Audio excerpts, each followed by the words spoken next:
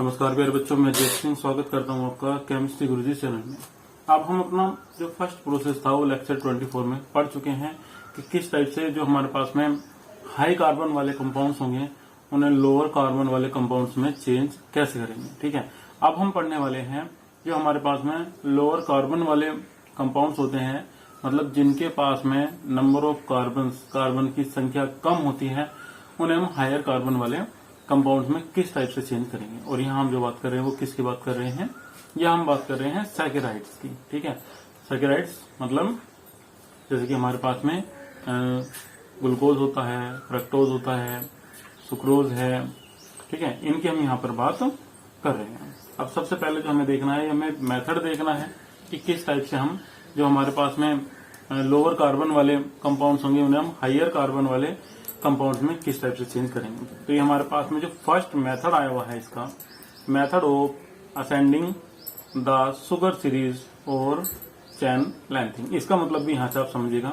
Method of ascending the sugar series, ascending मतलब जो छोटे से बड़े की ओर चल रही हो। ठीक है, और चेन लेंथिंग मतलब जिसमें चेन उसकी लंबी हो रही हो इन एल्डोज में, और स्टेपिंग अप ऑफ द एल्टोज मतलब एल्टोज का बड़ा होना। ठीक है, पहले कोई छोटा एल्टोज था, फिर वो उससे क्या हो जाएगा, बड़ा हो जाएगा। ठीक है, लेंथिंग का मतलब आप समझ गए होंगे। एल्डोज मैंने आपको बता दिया था। ठीक है, एल्डोज और कीटोज। एल्डोज हमारे पास में वे मोनोसैकेराइड्स होते हैं जिनमें CHO ग्रुप प्रेजेंट होता है, और कीटोज वे वाले ग्रुप होते हैं जिनमें CO ग्रुप हमारे पास में प्रेजेंट होता है। तो यहाँ पर हमारे पास में जो फर्स्ट मेथड है जिससे हम चेंज करेंगे किसे, जो हमारे पास में लोअर कार्बन वाले कंपाउंड होंगे उन्हें हायर कार्बन वाले कंपाउंड में, अर्थात लोअर एल्डोज को हायर एल्डोज में किस टाइप से चेंज करेंगे, उसके लिए एक साइंटिस्ट थे किलानी और फिशर। इन्होंने अपना एक सिंथेसिस दिया था जिसका नाम है किलानी फिशर साइनोहाइड्रिन सिंथेसिस। ठीक है, इस सिंथेसिस को ही हमें इस वाली वीडियो में,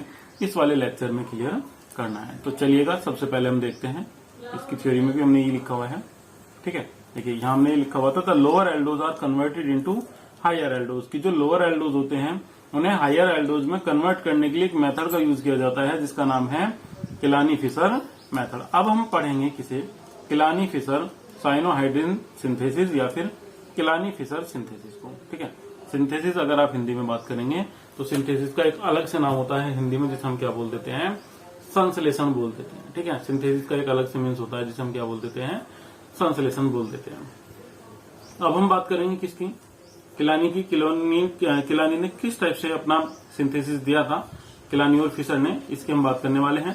तो इसकी थ्योरी में हमने लिखा हुआ है कि Kiliani showed that cyanohydrin obtain from aldose could be hydrated to aldonic acids. ठीक है, ये एल्डोनिक है, एल्डोनिक एसिड से। तो इसने हमें बताया था कि जब भी हम किसी भी एल्डोज की रिएक्शन कराते हैं साइनोहाइड्रिन से, और जो प्रोडक्ट बनता है, अगर प्रोडक्ट को हम क्या कर देते हैं, हाइड्रोलाइसिस कर देते हैं, मतलब प्रोडक्ट का जो हमारे पास में उत्पाद बना है, प्रोडक्ट बना है, उसका जब हम जल अपघटन कर देंगे, हाइड्रोलाइसिस कर देंगे, तो उस हाइड्रोलाइसिस करने से हमें बन जाएगा एल्डोनिक एसिड्स। ठीक है, तो उसको हमें क्या बन जाएगा, एल्डोनिक एसिड बन जाएगा हाइड्रोलाइसिस करने से। चलिए इसका पहला एग्जाम्पल देखते हैं। यहाँ हमने लिया हुआ है डी एराबिनोज। ठीक है, ये हमारे पास में एल्डो पेंटोज है। पेंटोज का मतलब 5 कार्बन है इसके पास में है, और एल्डो का मतलब हम पहले ही समझ चुके हैं, जिनके पास में CHO ग्रुप प्रेजेंट होता है। और वैसे जो इसका नाम है वो अलग से इसका एक नाम है एराबिनोज। ठीक है, तो वैसे एक अलग से इसका नाम है एराबिनोज। चलिए अब हम इसे क्लियर करते हैं। एराबिनोज इसका एक अलग से नाम है एराबिनोज।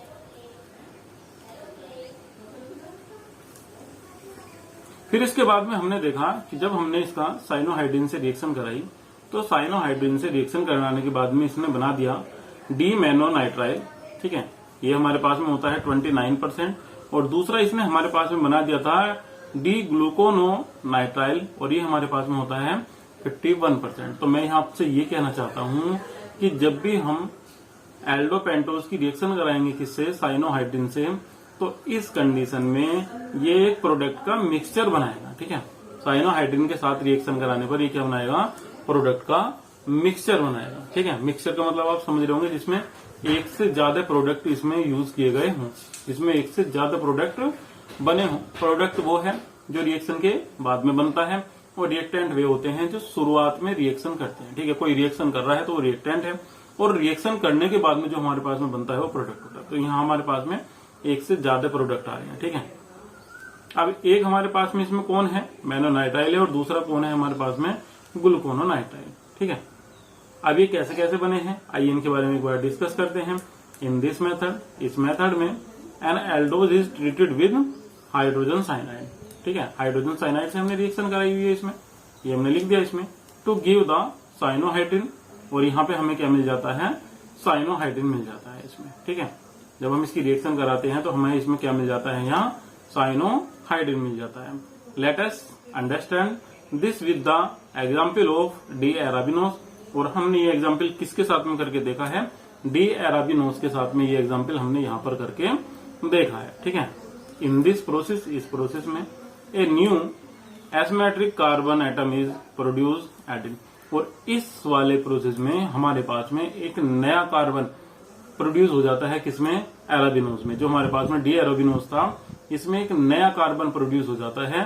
ठीक है, the product formed is a mixture of diastereomers which are obtained in different amounts. ये हम पहले ही इसमें डिस्कस कर चुके हैं कि यहाँ पर हमें जो मिलता है वो मिक्सचर मिलता है। ठीक है, हमारे पास में जो मिलेगा यहाँ हमें क्या मिलेगा, मिक्सचर मिलेगा। ठीक है, एक हमारे पास में मोनोनाइट्राइल था और एक हमारे पास में ग्लूकोनाइट्राइल था इसमें। ठीक है, ये हम पहले ही इसमें डिस्कस कर चुके हैं। ठीक है, ये हमने पहले इसमें देख लिया। ये रहा हमारे पास में डी ग्लूकोनाइट्राइल और ये रहा हमारे पास में डी मोनोनाइट्राइल, और दोनों अलग अलग परसेंटेज में है। अब बात यह है इन्हें अलग अलग कैसे करेंगे। ठीक है, अब हम इन्हें अलग करना है। These two diastereomers are epimers and they are differ in configuration at C2 carbon. ये दोनों एक दूसरे के क्या हैं, एपीमर्स हैं। अगर हम इनकी बात करेंगे तो ये दोनों एक दूसरे के एपीमर्स हैं, और इनमें जो C2 कार्बन होता है उसका जो कॉन्फ़िगरेशन है वो कैसा है, डिफरेंट है। The hydrolysis of the above mixture, जब हम इस मिक्सचर का हाइड्रोलाइसिस करते हैं, cyanohydrins yield a mixture of aldonic acid are given below. तो हमारे पास में एक एल्डोनिक एसिड बन जाता है इस वाली रिएक्शन में।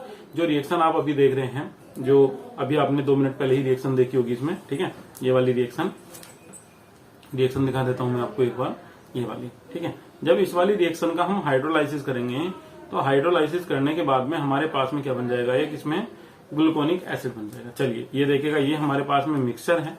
मिक्सचर में हमने क्या काम करा, इसका हाइड्रोलाइसिस कर दिया, तो इसमें से कौन निकल जाएगा, NH3 निकल जाएगा, अमोनिया का मोलिक्यूल इसमें से निकल जाएगा।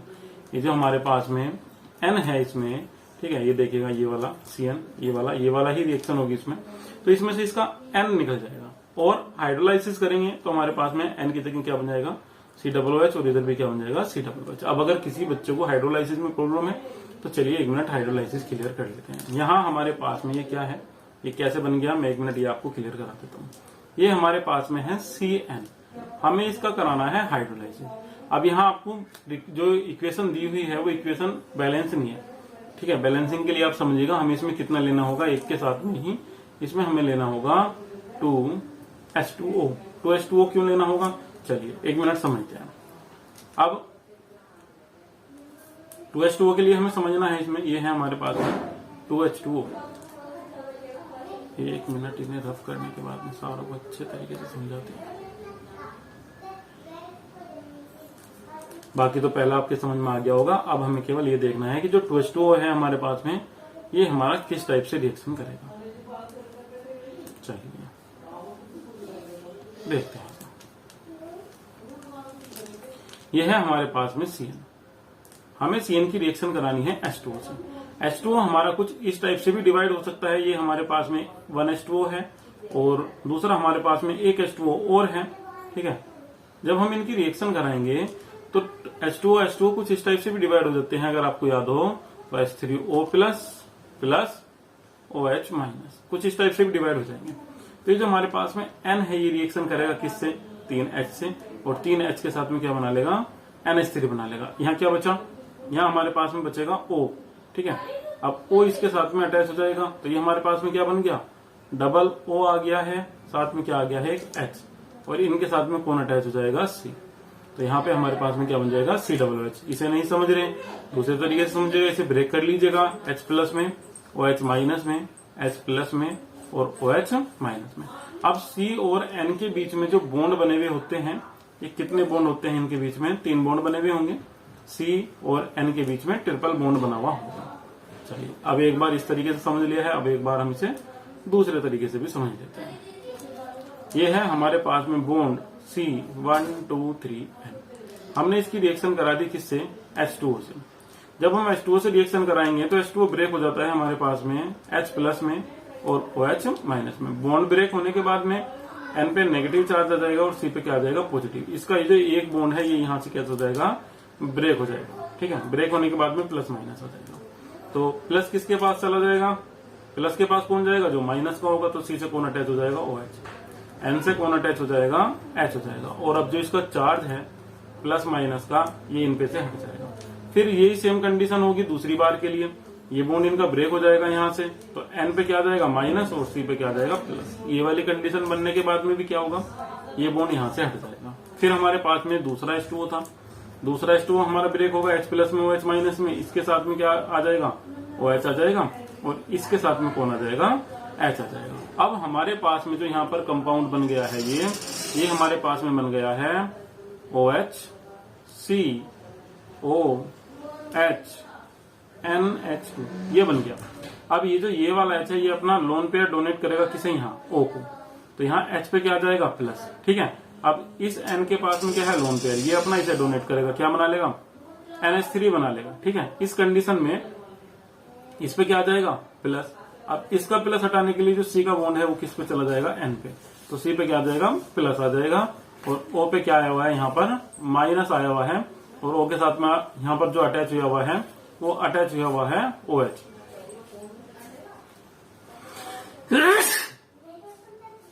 पागल से भागे फिर रहे। फिर इसके साथ में जो लोन पेयर था O का, ये लोन पेयर किसके पास आ जाएगा? C के। तो यहाँ C और O के बीच में डबल बॉन्ड बन जाएगा। तो कुछ इस टाइप से आ जाएगा COOH, इस टाइप से। ठीक है, ये आपको यहाँ से सही से समझ में आ गया होगा। नहीं समझ में आया होगा तो आप मुझे वीडियो में कमेंट कीजिएगा। वीडियो एक बार दोबारा से देखिएगा।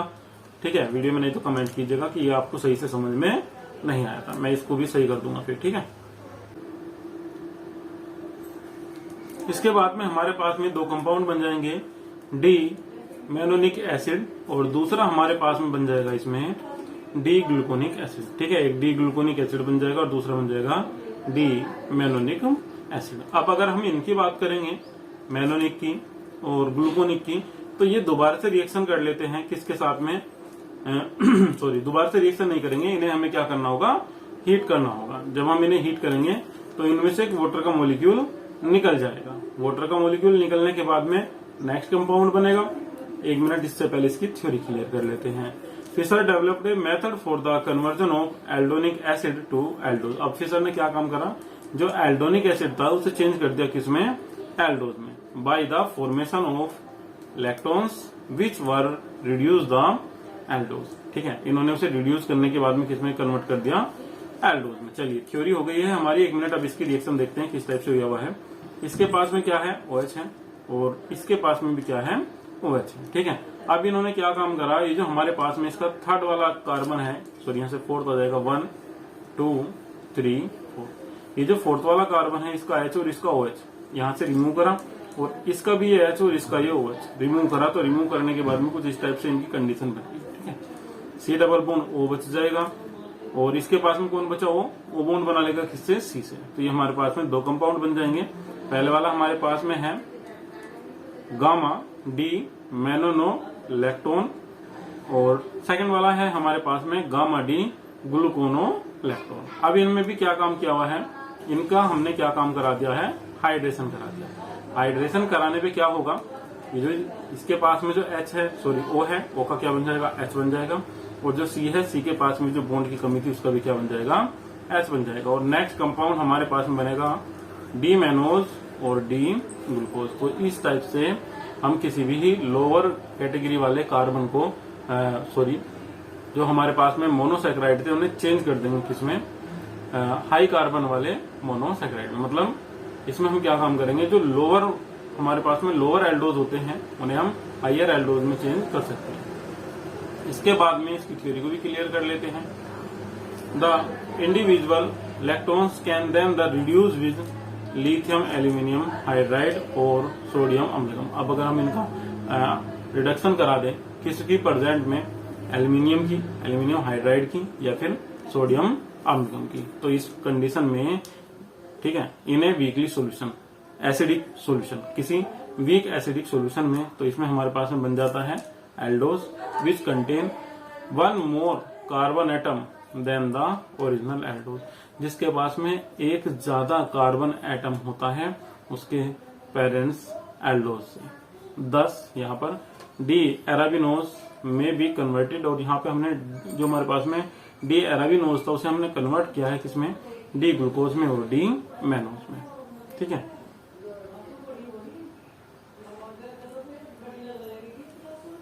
अब इसके बाद में हमारे पास में यहाँ एक और टॉपिक है इसके साथ साथ में, conversion of glucose into fructose. अब ग्लूकोज को फ्रक्टोज में किस टाइप से चेंज करेंगे। ठीक है, सबसे पहले हम क्या लेंगे, इसमें डी ग्लूकोज लेंगे और इसकी रिएक्शन हम करा देंगे किससे, फिनाइल हाइड्रोजन से। फिनाइल हाइड्रोजन से रिएक्शन कराएंगे तो हमारे पास में डी ग्लूकोज फिनाइलोसाजोन इसमें हमें मिल जाएगा। This is hydrated and then reduce with zinc metal. ठीक है, और हम इसे हाइड्रोलाइसिस करा देंगे किसके साथ में, जिंक मेटल के साथ में, and glacial acetic acid to give D fructose. और इस कंडीशन में हमें क्या मिल जाएगा, इसमें से डी फ्रक्टोज मिल जाएगा। This conversion are as follows. अब ये कन्वर्जन हमारा कुछ इस टाइप से था, हमने क्या लिया हुआ है, इधर डी ग्लूकोज लिया हुआ है जिसे हम क्या बोल देंगे, एल्डोहेक्सोज। इसमें हमने एक्सेस में इसकी रिएक्शन करा दी किससे, ये है हमारे पास में फेनिल हाइड्रोजन,